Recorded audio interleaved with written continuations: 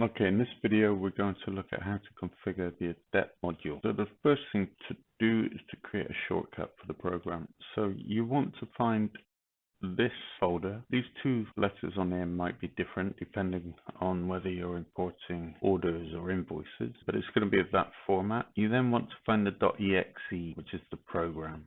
It may be that you don't see the extension, so to turn that on, you click on the View tab and say Show File Name Extensions. That will give you the .exe. Right hand click, Create Shortcut, and then take the shortcut onto the desktop, and this gives you an easy way to start the program.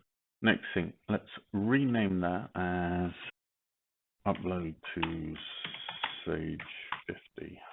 And then if we double click on the program, you'll be presented with a screen like this. And the first thing we want to do is click on Menu, and then we're going to click on License and enter the license details.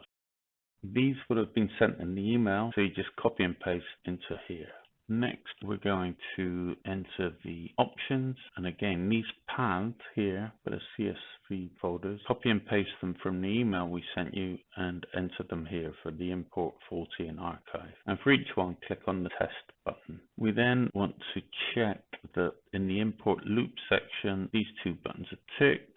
You've got a check from 8 o'clock in the morning to, let's say, 11 o'clock at night and a delay of 10 seconds. Then check that these buttons are ticked here. Ignore overfilled size, import OK to archive, and so on. And then once that's configured exactly as this, click on OK. Next, you're going to set the username, which you set to Adept, and this must be created in Sage. So in Sage, you need to have a user called Adept and a password that you're going to enter there, and that will allow the Adept program to connect to Sage.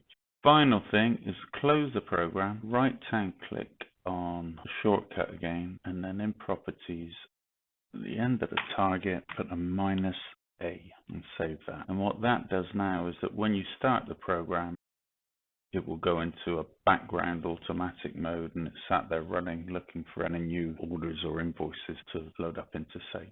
And that's it.